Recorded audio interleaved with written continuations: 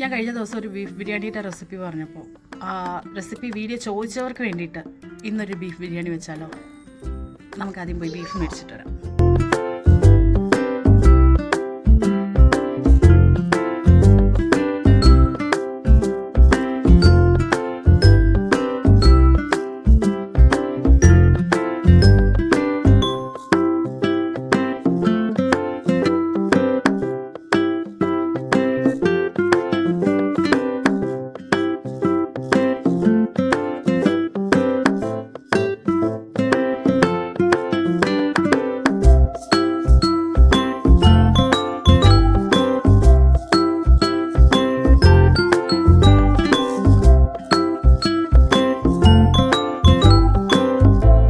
Beef 4 അല്ലെങ്കിൽ 5 വെള്ളത്തിൽ നല്ല വൃത്തിക്ക് കഴുകി വെച്ചതിന് ശേഷം 1 കിലോ ബീഫിനാണെങ്കിൽ 1.5 സ്പൂൺ ഇഞ്ചി വെളുത്തുള്ളി പച്ചമുളക് പേസ്റ്റ് ചേർക്കുക. ഇവിടെ ഇത് 1.25 കിലോയിൽ കൂടുതലുണ്ട്, അല്ല 1.25 കിലോ ഉണ്ട്. 2 കിലോ അടുപ്പിച്ചുള്ളതുകൊണ്ട് തന്നെ ഞാൻ 3 സ്പൂൺ ചേർക്കുന്നുണ്ട്. അതിനുശേഷം 1.5 ടീസ്പൂൺ കുരുമുളക് ഇതിലേക്ക് ചേർത്ത് കൊടുക്കണം. ഞാൻ ഈ ടീസ്പൂണും ടേബിൾ സ്പൂണും പറയുമ്പോൾ മാറിപ്പോവും, അത് കാര്യമാക്കട്ട. നിങ്ങളുടെ ഒരു നേക്കിന് അല്ലെങ്കിൽ നിങ്ങളുടെ ഒരു കൈ പാങ്ങിന്, കൈ പരുവത്തിനെന്നൊക്കെ പറയും, അങ്ങനെ ചെയ്താൽ മതി.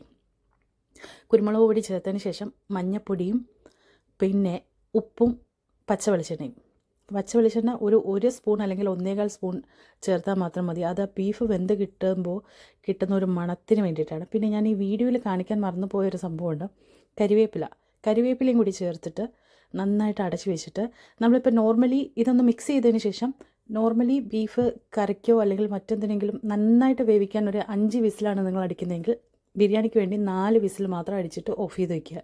നിങ്ങൾ 6 വിസിലാണ് അടിക്കുന്നതെങ്കിൽ 5ാമത്തെ വിസിലിൽ ഓഫ് ചെയ്ത് വയ്ക്കുക, 1 വിസിൽ ബാക്കി വയ്ക്കുക. എന്നിട്ട് നമുക്ക് നെച്ചോറ് സെപ്പറേറ്റ് വെച്ചെടുക്കാം.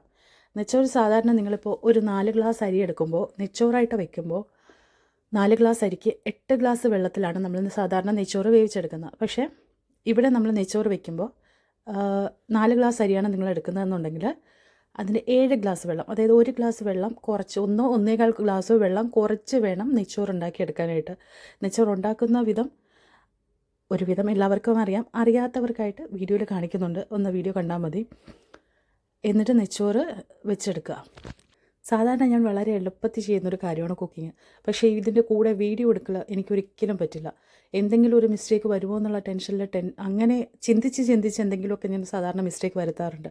അതുകൊണ്ട് തന്നെ കുക്കിംഗ് ചെയ്യുമ്പോൾ ഒന്നുകിൽ പാട്ട് കേൾക്കുക അല്ലെങ്കിൽ എന്തെങ്കിലും സ്റ്റോറീസ് കേട്ടുകൊണ്ട് അതിൽ മാത്രം കോൺസെൻട്രേറ്റ് ചെയ്യുകയാണ് എനിക്കിഷ്ടം. വേറെ വീഡിയോ എടുക്കുന്ന മീൻസ് മൈൻഡ് റിലാക്സ് ആവുക എന്നുള്ളതിലുപരി വേറെ ജോലിയൊന്നും ചെയ്യുന്നത് എനിക്കിഷ്ടമല്ല. പക്ഷേ ഇത് വളരെ ടൈം എടുത്ത് ഞാൻ ചെയ്തെടുത്തതാണ്. നെച്ചോറ് ഇവിടെ പപ്പടം പൊരിച്ച് കോരിയപ്പോഴത്തേക്കും നെച്ചോറ് ഇവിടെ റെഡി ആയിട്ടുണ്ട്. കമൻട്രി പറയുന്നത് ഭയങ്കര ബുദ്ധിമുട്ടാണ് മക്കളെ. സാധാരണ നെച്ചോറ് നമ്മൾ വെക്കുമ്പോൾ കുറച്ചുകൂടി വേവാകലുണ്ട്. പക്ഷേ ഇതിപ്പോൾ ഇനി ഒരു വിസിൽ കൂടി ഈ കുക്കറിലിട്ട് അടിക്കാനുള്ളത് കൊണ്ട് കുറച്ച് വേവ് കുറവാണിതിൽ. ബീഫ് വെന്ത് കിട്ടുമ്പോൾ ഇതാണ് പരുവം. ഇതിപ്പോൾ അത്യാവശ്യം നല്ല കൂടുതലുണ്ട് ബീഫ്.